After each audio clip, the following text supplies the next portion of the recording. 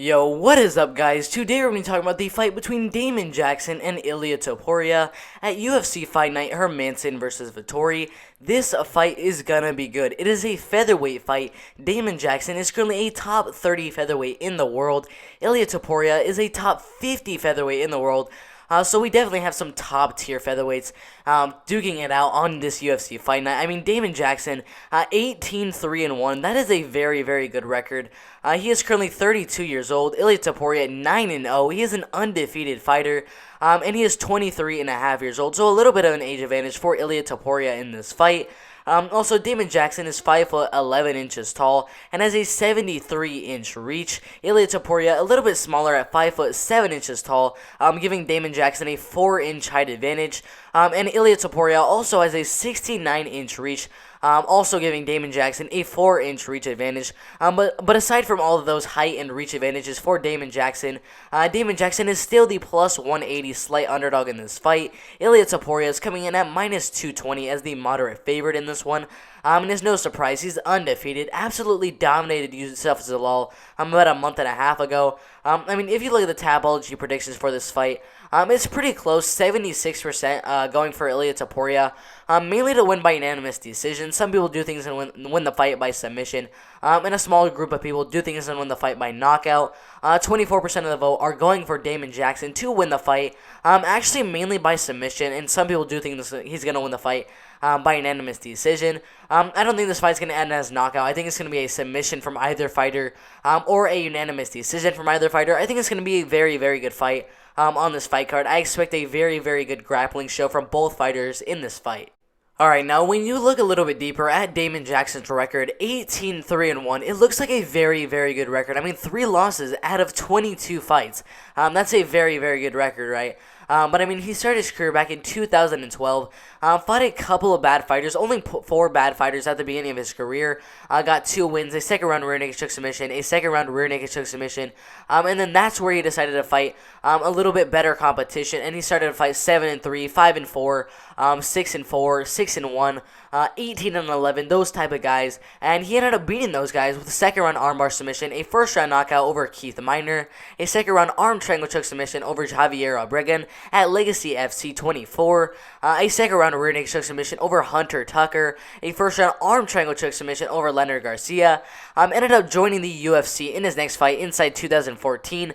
Lost his first fight inside the promotion to Yancy Medeiros, I believe by second round reverse bulldog choke. Came back after that with a draw against Levin Makowski, and then left the UFC. The UFC was like, alright, he's got a loss, and he's got a draw in the UFC. We'll just cut him, see if he does good outside the UFC, and then maybe we'll sign him back. And he did really good. He joined Legacy FC yet again, got a unanimous decision win over Levy Moles, and a second round of rear naked choke submission over Charles Cheeks III.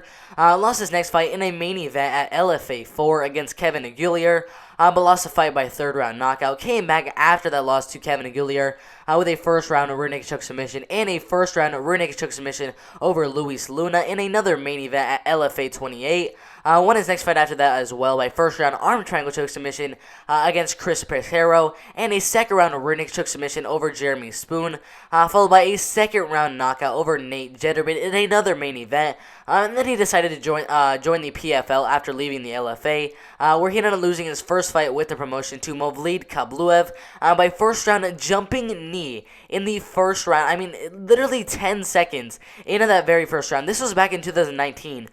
He literally did a Jorge Masvidal and ended up knocking him out in literally 10 seconds of that very first round. He did come back after that with a nice win inside the LFA over Mario Chalet by first round rear naked choke submission in another main event at LFA 83. Got a shot inside the UFC, and he ended up fighting Mirsad Bektik in his first fight with the promotion, and was losing the first and second round. In my opinion, he could have won one of those rounds. I'm not really sure. But in the third round, I believe from the bottom, in the first minute of that third round, he ended up latching on a third round guillotine choke submission, and ended up tapping out Mirsad Bektik, getting him his first win inside the UFC, and he's now trying to get a second win inside the UFC against Ilia Topuria.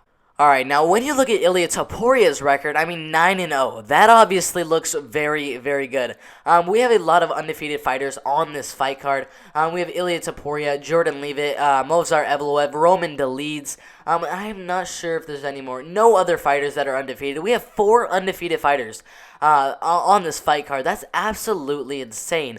And Ilia Topuria is another one of them. He has one fight inside the UFC where he ended up fighting a fighter that I had very, very high hopes for in Youssef Zalal. I really thought Youssef Zalal would win that one. At that time, Youssef Zalal was just on a 4-fight win streak against Jamie Hernandez by first-round flying knee knockout, and then 3 unanimous decision wins over Austin Lingo, Jordan Griffin, and Peter Barrett. I really, really thought Youssef Zalal would win that fight, probably by unanimous decision. But I mean, Ilia Topuria, he showed he has absolutely amazing grappling. Just took down Youssef Zalal over and over and over and over again, and went for submission after submission. Almost caught some every now and then in that fight, but he didn't latch on to any and won the fight by unanimous decision. And he also looks to get a second win inside the UFC against Damon Jackson.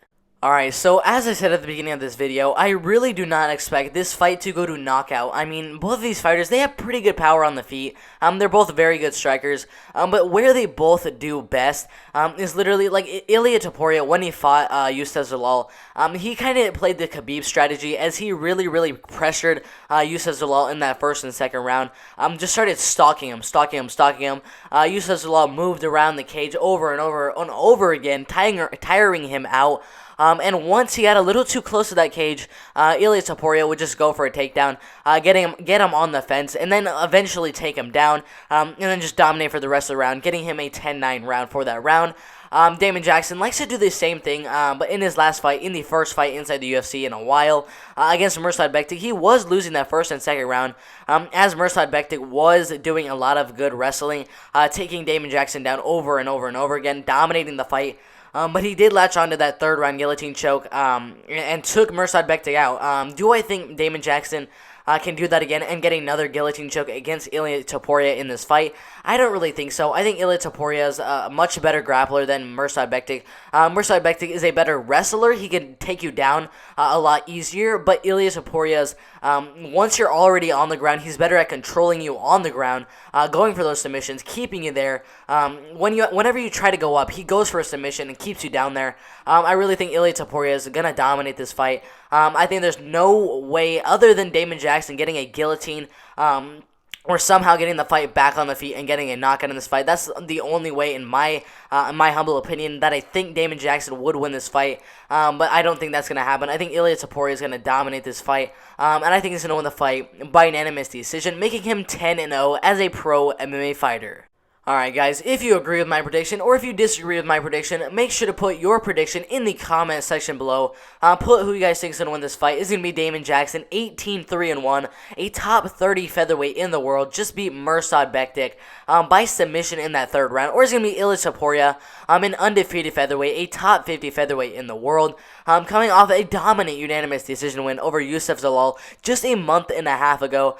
Who's going to win this fight? Put that in the comment section below. Also, make sure to like this video and subscribe to the channel. We are so close to 1,500 subscribers. Once we hit that goal of 1,500 subscribers, which are only 15 subscribers away, once we hit that goal, I will be doing a face reveal, so make sure to subscribe, hit that like button. It's been a very fun video. I'm out of here.